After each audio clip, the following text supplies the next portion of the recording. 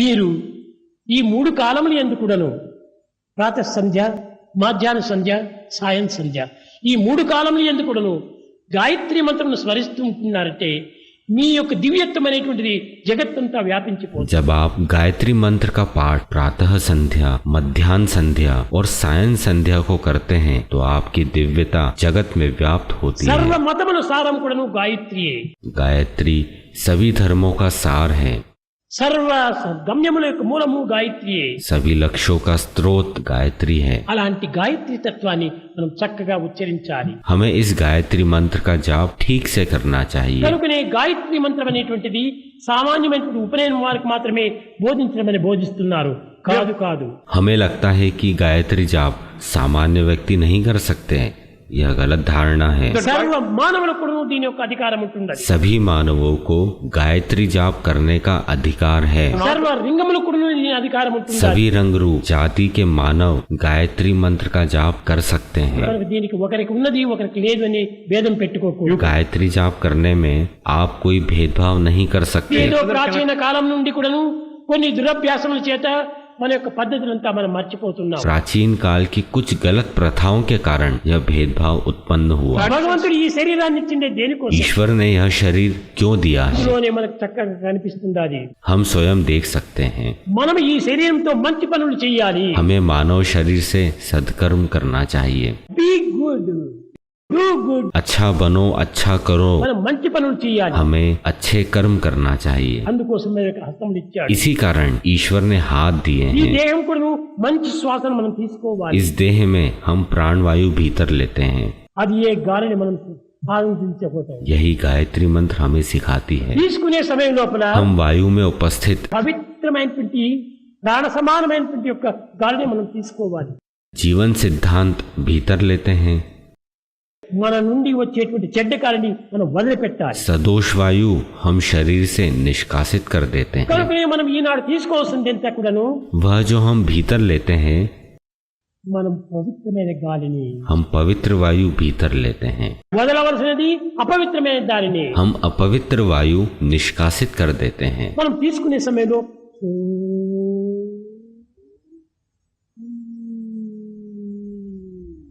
श्वास लेना और श्वास छोड़ना सोहम में परिलक्षित होता है। ఈ సో అనేటువంటిది పవిత్రమైన దాన్ని తీసుకుంటున్నాము. सो का अर्थ है हम पवित्र वायु भीतर लेते हैं। వదిలే సమయం లోపల హం అపవిత్రమైన దాన్ని వదులుతున్నాం. जब हम श्वास छोड़ते हुए हम बोलते हैं तब अपवित्र वायु निष्कासित करते हैं। ఆక్సిజన్ లోపల పోవాలి. ऑक्सीजन लेते हैं, కార్బన్ డైఆక్సైడ్ వెనుక పంపాలి. कार्बन डाइऑक्साइड निष्कासित करते हैं। దానికోసమనే మన జీవితము.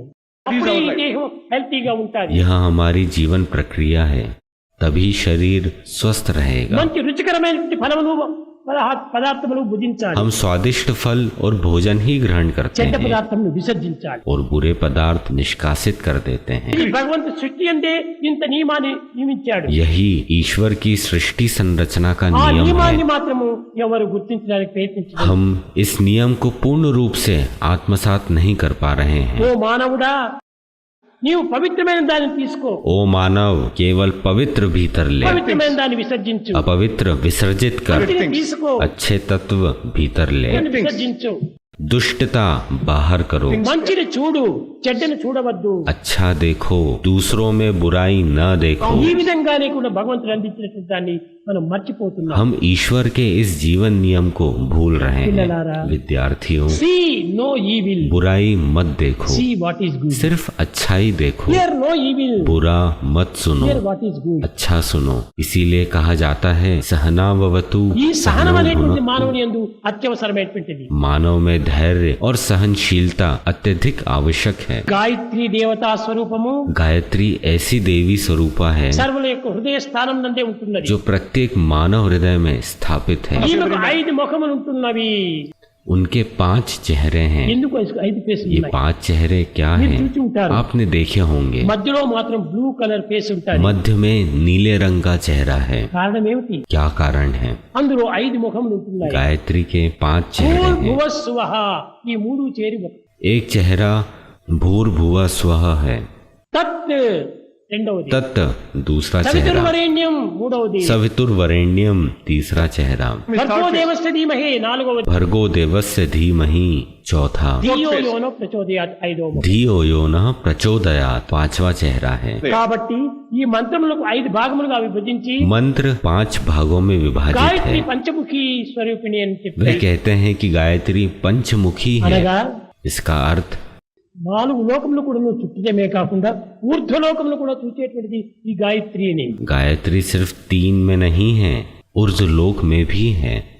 కనుక इसीलिए ఇందులోనే గాయత్రి ప్రార్థన ఉంటుండాలి, गायत्री की प्रार्थना है, ధ్యానము ఉంటుండాలి, गायत्री में ध्यान है, కోరిక ఉంటుండాలి. गायत्री में मनोरथ है। అందుకోసమనే భూ భువః సువః भूर्भुवः स्वः ప్రార్థించాలి. प्रार्थना, తత్ సవితుర్వరేణ్యం तत्सवितुर्वरेण्यम ధ్యానించారు. ध्यान है। భర్గో దేవస్య ధీమహి నా అజ్ఞానం అనేటువంటి అంధకారాలను దూరం చేయి. भर्गो देवस्य धीमहि अज्ञान के अंधकार को दूर करो। ధియో యోనో ప్రచోదయాత్ నాకు మంచి బుద్ధిని ప్రసాదించండి అని ప్రార్థించారు. धियो यो नः प्रचोदयात्, हे माँ मेरी सद्बुद्धि की वृद्धि करो। కాబట్టి భక్తి జ్ఞాన వైరాగ్యములు కూడాను ఒకే పేరు నందే ఉంటున్నవి. एक नाम गायत्री में भक्ति, ज्ञान और वैराग्य है। కనుక వేరే మనం ఏమాత్రం యోచించనక్కర్లేదు. किसी भी बात की चिंता न करें। విద్యార్థులు నిరంతరం కూడాను विद्यार्थी निरंतर ఈ గాయత్రి మంత్రం స్మరించుకుంటూ गायत्री मंत्र का स्मरण करें, చదువుకుంటూ పో. अध्ययन करते रहें, ఏం అడ్డం రాదు, पढ़ाई न छोड़ें। నీవు దానికి ఏం అడ్డం రాదు. ये बाधा नहीं बनेगी, ఏ యొక్క దీనికి కూడా నువ్వు గాయత్రి అడ్డం రాదు. गायत्री बाधा नहीं बनेगी। గాయత్రి అంతర్వాణితో కూడినటువంటిది. गायत्री अंतर्वाणी है। కనుక ఇటువంటి అంతర్వాణి శక్తి సంబంధమైనటువంటి గాయత్రిని हमें इस अंतर्वाणी शक्ति से संबंध ఈనాడు మీరు హృదయములో ప్రతిష్ఠింపు చేసుకోవాలి. को हृदय में स्थापित करना होगा। ఏనాడు ఈ యొక్క గాయత్రి మంత్రమును మీరు ప్రతిష్ఠింపు చేసుకుంటారు, మీ యొక్క దివ్యత్వము, ప్రకాశము, తెలివితేటలు అభివృద్ధి जब అవుతాయి. आप अपने हृदय में गायत्री को स्थापित करेंगे तो आपकी बुद्धि बढ़ेगी और कीर्ति प्रकाशमान होगी। ధియో యోనః ప్రచోదయాత్ ధీ బుద్ధి, బుద్ధిని అభివృద్ధి పరచు. धी अर्थात बुद्धि। ప్రాచీన కాలము లోపల प्राचीन काल में గాయత్రి మంత్రమును ఏ వయసులో చెప్పాలి అనేటువంటి గర్భాష్టమి లోపల ఉపదేశించాలి అన్నారు. 8 वर्ष की आयु से ही गायत्री मंत्र के जाप को आरंभ कर देने की కానీ परंपरा కొన్ని रही है। అనానుకూలం చేతను ఈ ప్రకృతి యొక్క వికృతుల వలన ఈ అలాంటి పద్ధతి మర్చిపోయినారు. समय की विकृतियों के कारण हम इस परंपरा को भूल गए हैं। ఇప్పుడైనా కూడా ఈ గాయత్రి మంత్రాన్ని ఉచ్చరిస్తుండలా మన యొక్క బుద్ధి ప్రకాశము అభివృద్ధి అవుతుంది. आप जिस भी समय गायत्री मंत्र बोलेंगे आपकी बुद्धि में वृद्धि होगी। మర్చిపోయినటువంటి విషయములు కూడా జ్ఞాపకం వస్తాయి. यहाँ तक कि जो चीज आप भूल जाते हैं वो भी आप याद रखेंगे। చదివినవన్నీ కూడా తలలో నిలిచిపోతాయి. आप जो भी पढ़ेंगे उसे स्मरण रखेंगे। కనుకనే ఈ పవిత్రమైనటువంటి జ్ఞానాన్ని అందించేటువంటిది ఈ గాయత్రి. गायत्री पवित्र ज्ञान प्रदान करती है। కనుక इसीलिए గాయత్రి సామాన్యమైనటువంటి స్వరూపం కాదు. गायत्री सामान्य स्वरूप नहीं है।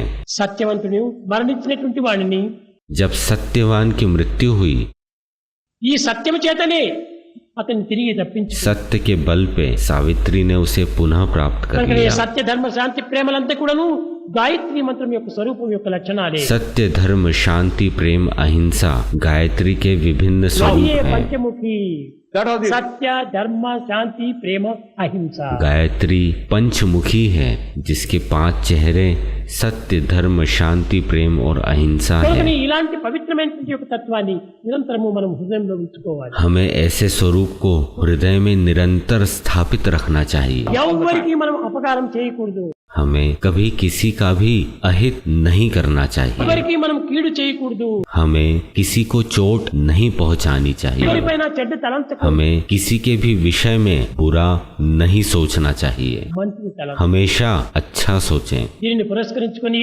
इसी आधार पे 18 పురాణముల యొక్క సారమును 18 पुराणों का सार है। వ్యాసుడు 2 వాక్యములతో చెప్పాడు. व्यास ने 2 शब्दों में कह दिया। అష్టాదశ పురాణేషు వ్యాసస్య వచనద్వయం పరోపకార పుణ్యాయ పాపాయ పరపీడనం హెల్ప్ ఎవర్ హర్ట్ నెవర్. ఈ రెండే చాలు. व्यास ने 2 शब्दों में कह दिया, सहायता हमेशा, कष्ट कभी नहीं। కనుక इसीलिए మనలో ప్రేమను ఆవిర్భవించి చేసుకుందాం. प्रेम को पोषित करें, ప్రేమ చేతనే గాయత్రిని ప్రయత్నిస్తాం. प्रेम से गायत्री को प्रार्थना అన్ని करें। నామములు యందు కూడాను గాయత్రి మంత్రం చాలా ఉత్తమమైనది. सभी नामों में गायत्री महत्वपूर्ण है। प्रेम मुदित मन से कहो राम राम राम राम राम राम राम राम राम श्री राम राम राम।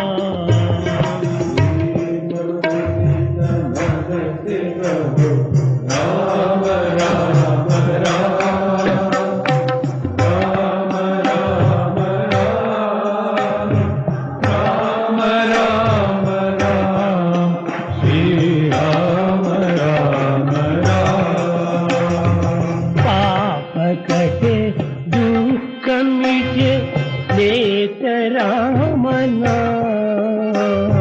पाप कटे दुख मिटे एक राम नाम। भव समुद्र सुखद नाव एक राम नाम। भव समुद्र सुखद नाव एक राम नाम। परम शांति सुख निधान दिव्य राम नाम। परम शांति सुख निधान प्रिय राम नाम। निराधार को आधार एक राम नाम। निराधार को आधार एक राम नाम। माता पिता बंधु सखा सबहि राम नाम। माता पिता बंधु सखा सबहि राम नाम। भक्त जनर जीवन धन एक राम